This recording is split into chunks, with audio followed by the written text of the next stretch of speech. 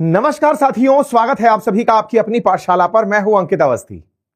24 फरवरी 2022, फिर से फरवरी आ रहा है अगले महीने को, यूरोप में एक ग्रहण लगा था और वो ग्रहण था यूक्रेन पर हुए रूसी हमले का।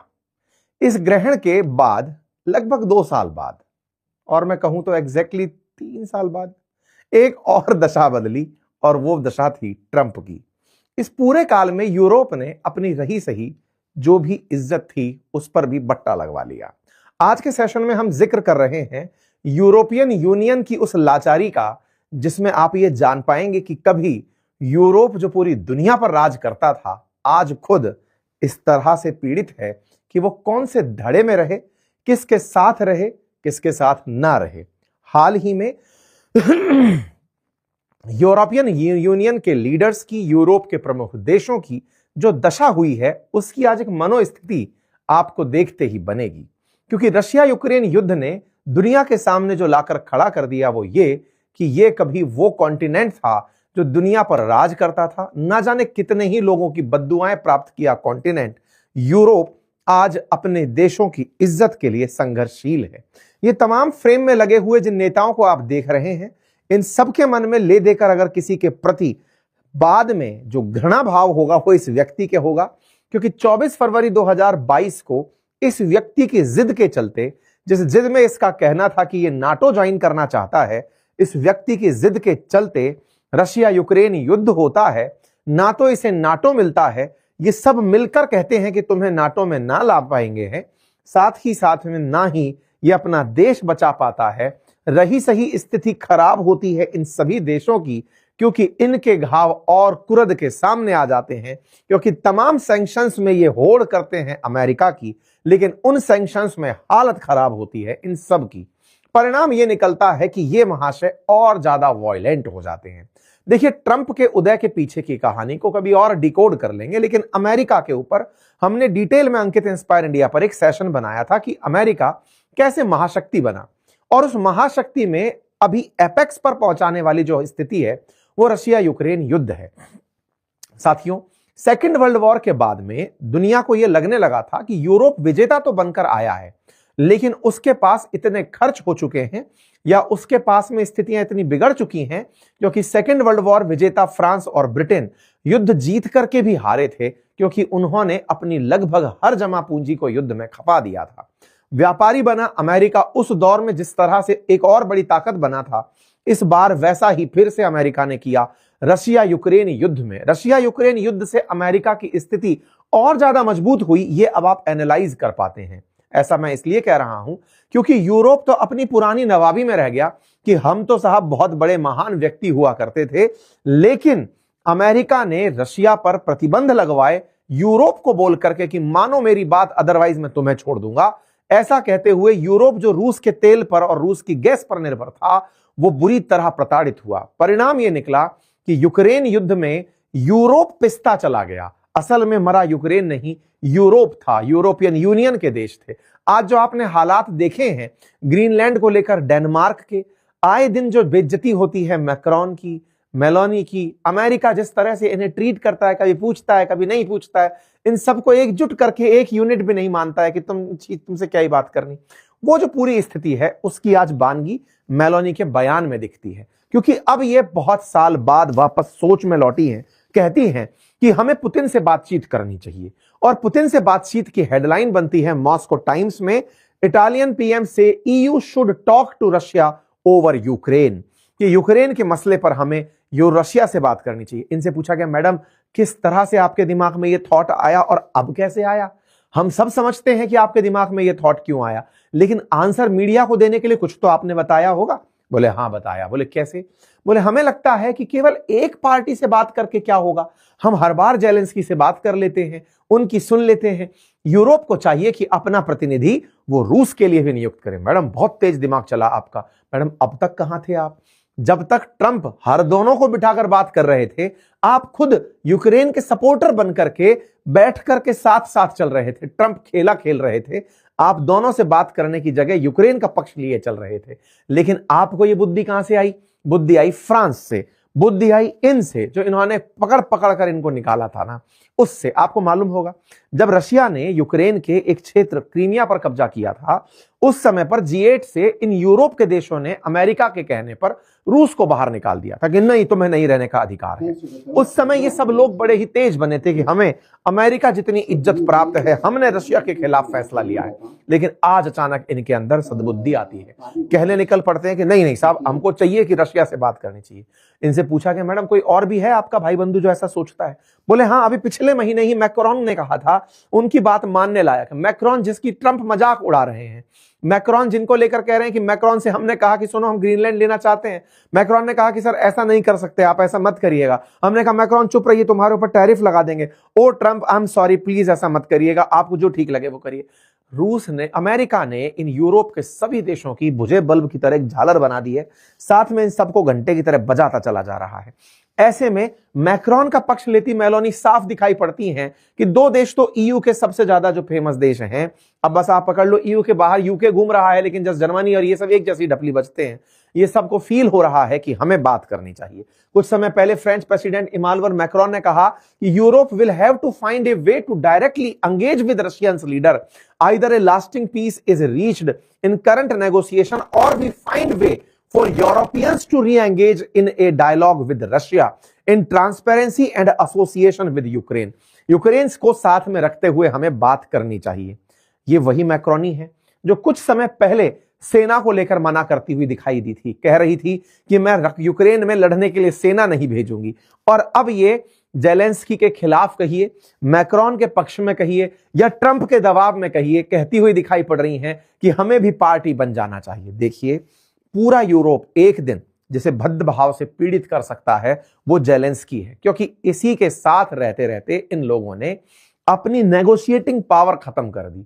आज भारत यूरोप के तुलना में अगर इकोनॉमिकली देखा जाए तो कंप्लीट यूरोप और भारत की इकोनॉमी में काफी अंतर है, लेकिन फिर भी हम अपने आज तक के स्टैंड में किसी एक देश के साथ नहीं चले।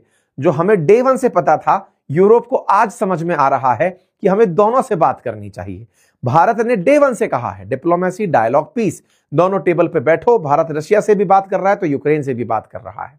ऐसी स्थिति में नेगोशिएशन ही अंतिम विकल्प है। ये पहले भी हो सकते थे, यही बार बार इनसे कहा जा रहा था। खैर, जब दो महाशक्तियां आपस में झगड़ रही होती हैं तो बिचौलियों को लगता है कि वो भीड़ में है, और उनको कई बार कहते हैं ना कि कई बार इमारत में हर ईंट को ये घमंड हो जाता है कि पूरी इमारत उस अकेली ईंट पर टिकी है। यूरोप का हाल कुछ वैसा ही था। कहते हैं कि ऊंट गाड़ी के नीचे चलते कुत्ते को लगता है कि इस गाड़ी में ताकत उसकी वजह से आई है। बहुत ज्यादा गंदी मैंने तुलना कर दी, क्षमा चाहता हूं, लेकिन वास्तविकता यही है कि ये गाड़ी चला ट्रंप रहे हैं, लेकिन यूरोप को लग रहा था कि ये उनकी वजह से है। यूरोप की इतनी भद्द क्यों पिटी? क्योंकि उनके दिमाग में अभी पुराना ट्रेलर चल रहा है। उन्हें लगता है कि जिस तरह हमारा दुनिया में पहले वर्चस्व होता था, आज भी हम उसी में हैं, लोग हमें उतनी ही इज्जत देते हैं। लेकिन इज्जत ट्रंप ने भाई साहब कह के ली। कैसे? आपको एक एक करके बताता हूं, सुनिए। कुछ समय पहले मैंने एक बहुत अच्छा सेशन किया था। मुझे जो one of the best explainers था, उनमें से मैंने एक वीडियो आपके साथ साझा किया था अंकित इंस्पायर इंडिया पर, जिसमें मैंने तरीका बताया था शुरुआत से लेकर कि अमेरिका सुपर पावर कैसे बना। मैंने आपको बताया था कि कैसे यूरोप से निकले हुए जो देश थे, जिसमें ब्रिटेन था, जिसमें फ्रांस था, जिसमें स्पेन था, ये जाकर कैसे अमेरिका बसाए। फिर अमेरिका बस गया और वो इन पर ही राज करने लगा। हमने पूरी डिटेलिंग आपको दी थी। यूरोपियन यूनियन को यूक्रेन के दौरान पूरी तरह ट्रंप ने अपने साथ रखा। जब सैंक्शन लगाने की बात हुई तब अमेरिका ने हर बार यूरोप से कहा कि जो मैं कह रहा हूं तुमको भी वही करना होगा। ट्रंप ने यूरोपियन यूनियन से कहलवा कहलवा करके रशिया के खिलाफ सारे एक्शन करवाए। हालत तो यह हो गई कि इनको इस तरह से ट्रीट किया गया, इस तरह की फेक इमेजेस तक वायरल होने लगी कि साहब अमेरिका ने इनको बहुत बेइज्जत किया है। लेकिन कोई बात नहीं साहब, बेइज्जती एक कारण हो सकता है। अमेरिका अपने आप को शक्ति संपन्न बनाए रखने के लिए यूरोप को इस तरह से पीड़ित कर रहा था। दूसरा, हाल में आपने अगर नाटो का स्टैंड देखा हो, ट्रंप ने ताजा ताजा भी बयान दिया है, पहला भी इनका बयान है। उनका कहना है कि वो नाटो कंट्रीज को डिफेंड नहीं करेंगे अगर ये लोग अपनी जीडीपी का 5% नाटो के बजट पर खर्च नहीं करेंगे। नाटो में 32 देश आते हैं, अमेरिका सबसे बड़ा बजट इसके अंदर स्पेंड करता है। ताजा ताजा अभी परसों ही ट्रंप ने फिर धमकाते हुए कहा है कि यूरोप के देश जिन्हें लगता है कि वो नाटो के बिना रह सकते हैं, चीन और रूस से उनकी कोई हिफाजत नहीं कर पाएगा। अगर नाटो में अमेरिका ना हो, और अमेरिका उस नाटो फोर्स की सबसे बड़ी ताकत है। ये लोग, ये आपको याद होगा ना, मतलब अगर आपने आधुनिक भारत का इतिहास पढ़ा होगा तो वेलेस्ली की एक सहायता संधि हुआ करती थी, जिसमें अंग्रेजों ने हमारे देश के राजाओं को पहले यह सिखाया कि आपको फोर्स रखने की जरूरत क्यों है, जब हम आपके यहां पर फोर्स रख सकते हैं, आपकी सुरक्षा हम करने को तैयार हैं, आप सबको सेना क्यों रखनी, आप अपने पैसे से देश के विकास पर काम करो। और बाद में उन्हीं अंग्रेजों ने उन सभी राजाओं से कहा कि सुनो, अब एक दूसरे से तो लड़ोगे नहीं, क्योंकि सेना सारी हमारी है और ये पूरा देश हमारा है। एग्जैक्टली अमेरिका ने इनके साथ यही किया। अमेरिका ने पूरे यूरोप में पहले बेस बनाए, ये कहते हुए कि तुम्हें डरने की क्या जरूरत है, अगर रशिया अटैक करता है तो हमारी सेनाएं पूरे यूरोप की हिफाजत करेंगी।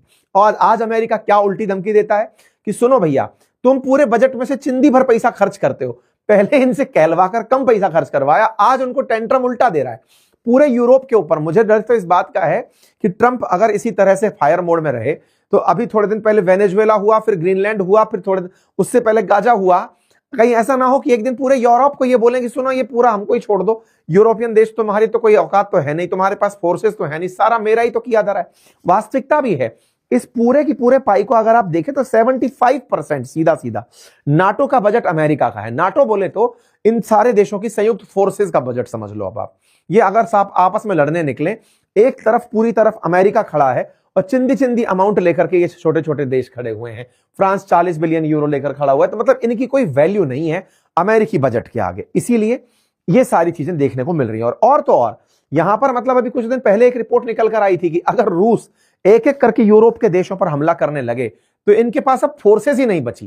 क्यों? क्योंकि यूरोपियंस ने जो किया था वो ट्रंप ने इनके ऊपर कर दिया। अच्छा, असल में अमेरिका के लोग अमेरिकन थोड़ी हैं, है तो इनकी बिगड़ी हुई ब्रीड ही ना यूरोपियंस की, जो बहुत पहले ही माइग्रेट करके पहुंच गई थी अमेरिका। अब वो वहां से बैठकर इन्हीं को हड़काने लग रहे हैं, सुनो तुम भी हमारे नहीं हो, तुम काम के नहीं हो, हटो, अब हम तुम पर राज करेंगे। तो इनको अब ये फीलिंग आने लगी है।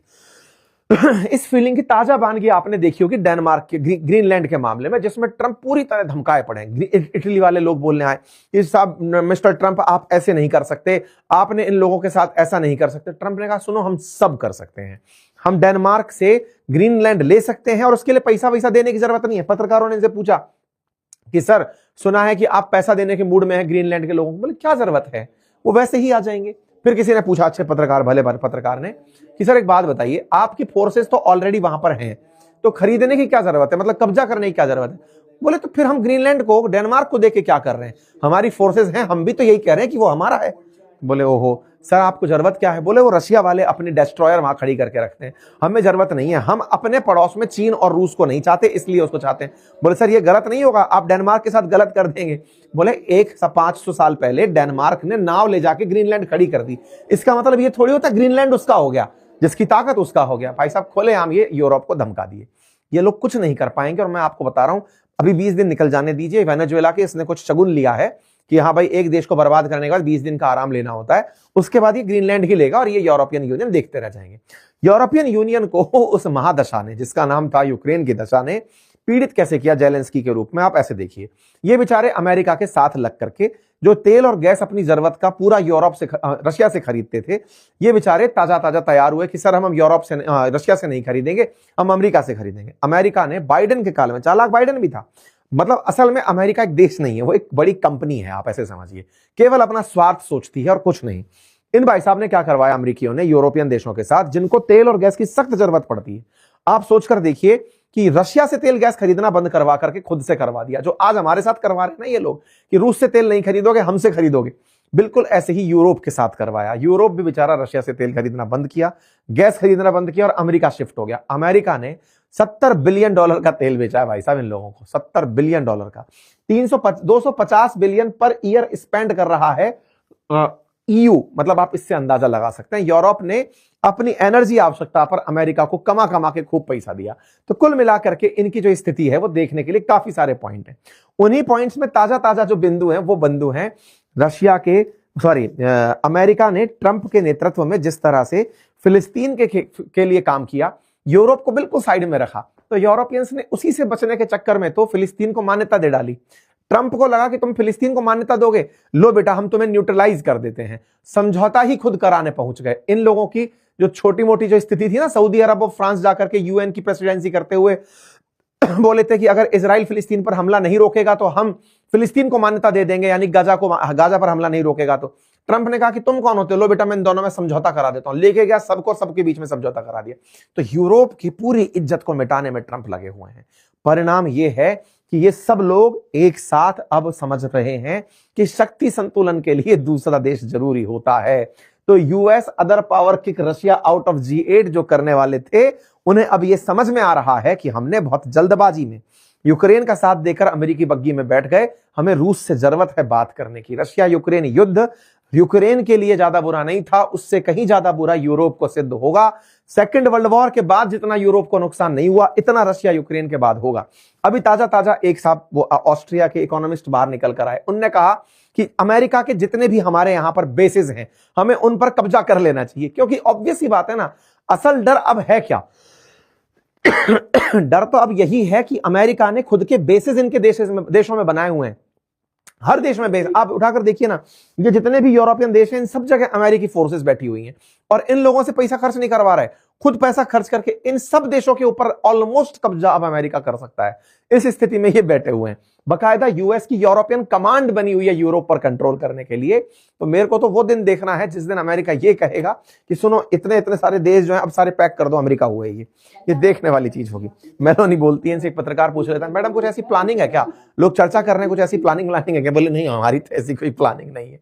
मजा हो गया है। खैर कोई बात नहीं, दुनिया को भी फाइनली पता चला कि यूरोप में और अमेरिका में कितना प्यार बचा है। आप लोग इस विषय पर क्या सोचते हैं? अपनी राय जरूर कमेंट बॉक्स में दीजिए। चैनल पर नए हैं तो सब्सक्राइब कर लीजिए। फिलहाल के लिए इतना ही। अपने साथियों से भी